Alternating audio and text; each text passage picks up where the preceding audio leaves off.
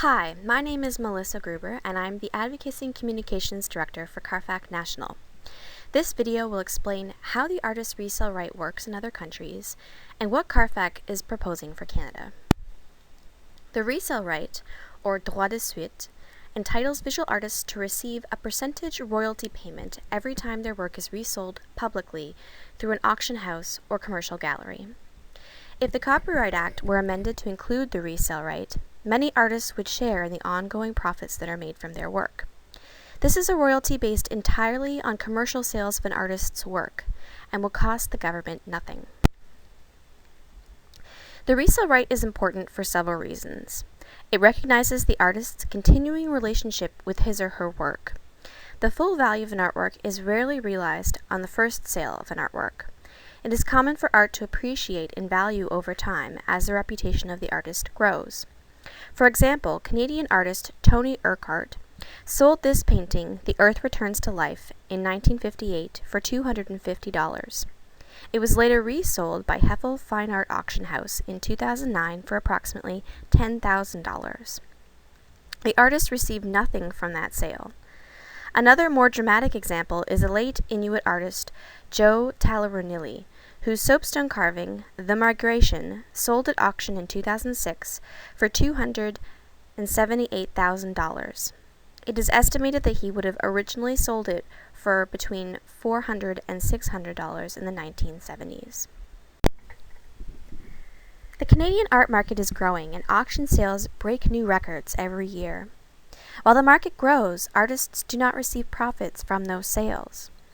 A sale in November 2010 of Alex Colville's piece, Man on Veranda, resulted in a record-breaking hammer price of $1.28 million, the highest sale achieved for a living Canadian artist at a Canadian auction.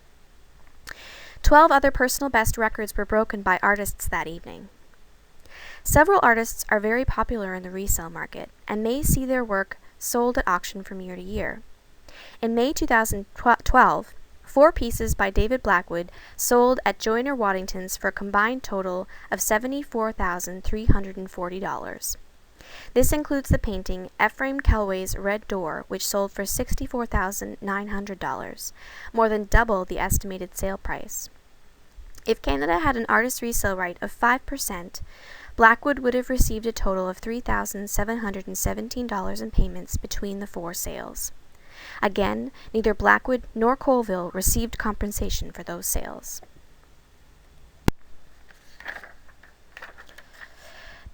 The addition of the resale right will mean a new income source for visual artists. This is important because the average yearly earnings of Canadian visual artists is well below the poverty line at $14,000. Senior artists, who are most likely to have work in the secondary market, have median annual earnings of $5,000. Even award-winning senior artists find it difficult, if not impossible, to earn a living from their art. Additionally, many Aboriginal artists, particularly those living in northern isolated communities, are losing out on tremendous profits being made on their work in the secondary market, where price markups are often dramatically increased from the initial sale. A 2010 economic impact study of Nunavut arts and crafts estimated that $52 million is spent per year on Inuit art from Nunavut. The value of Inuit art, sold in Canada and abroad, continues to increase, and without the artist's resale right, artists miss out on sales of their work in the resale market, where most of the profit is made. With copyright, ownership and duration of rights are more complex than they are for most other physical objects, such as houses or cars. Artists retain control of their copyright when their work is sold, unless they assign them. We're talking about intellectual property related to a physical object. It's not the paint and canvas that become more valuable over time, it's the reputation of the artist. Other artists, such as writers and composers, retain the right to earn an income from ongoing uses of their work. The resale right acknowledges that an artist is an important contributor to their work's value, and without the artist, the artwork simply would not exist. Canadian artists are missing out not only on royalties from work sold in Canada, but also when their work is sold abroad. Once established in Canada, artists would benefit from reciprocal arrangements with other countries where the artist's resale right exists. This would align Canada with our trade partners in those countries. The law was first introduced in France in 1920 and has since been legislated in at least 59 countries worldwide, including the entire European Union and, more recently, in Australia. We base our proposal on the experience of how the right has been successfully applied elsewhere. The law has been in place, for example, in the UK since 2006. Nearly 2,000 living British artists have benefited from royalties and have been paid £10.7 million since its implementation. In 2010, £2.3 million were paid to 868 living artists. In 2012, estates were added to the law, so royalties are expected to further increase. Despite the recession, the art market remains healthy with an average growth of 23% per year. There is no evidence to suggest that sales have been diverted to countries that do not have a resale royalty. In the UK, copyright collectives have been mandated to collect and distribute royalties to artists. The system seems to be respected and is working well.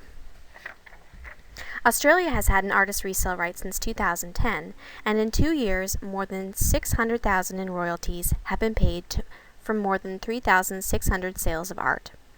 More than 380 artists have been paid, with over 60% of whom are Indigenous. The lowest royalty paid in Australia so far has been $50, while the highest amount paid was $40,000. We base our proposal very much on the Australian example, as they have an uncapped 5% royalty, and the law includes estates. It is administered by Copyright Agency Limited.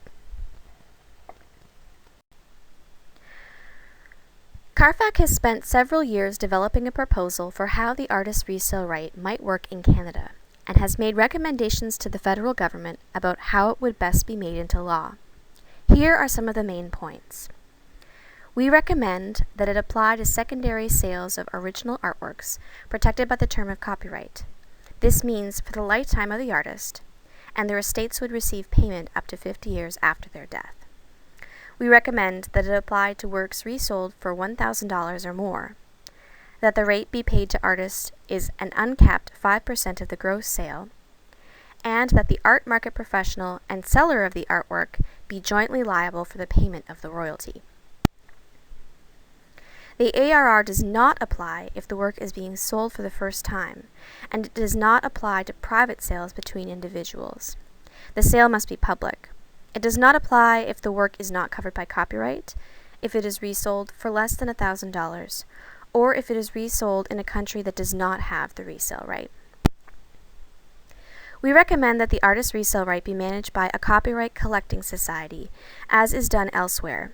In particular, we recommend that CARFAC take this on behalf of its members, as well as for artists who are not members of a collective, as they handle the negotiation and payment of fees to artists for exhibitions, reproductions, and other related uses of their work. Mandatory collective management makes the administration of the artist's resale right run much more smoothly for artists and art market professionals alike. At this point, several MPs and cabinet ministers from across Canada have been very supportive of our proposal, and some political parties have given us official support. The proposal was endorsed by the government of Nunavut this spring, and there is a very high percentage of artists living in that territory. We were hopeful that the artist's resale right would be added to the Copyright Act this spring, but it was rejected on a technicality. However, the committee overseeing that process encouraged us to present it again. In the meantime, we are working to inform artists across the country about this important right. Our proposal is found on CARFAC's website, and I would welcome you to discuss it with other artists that you know.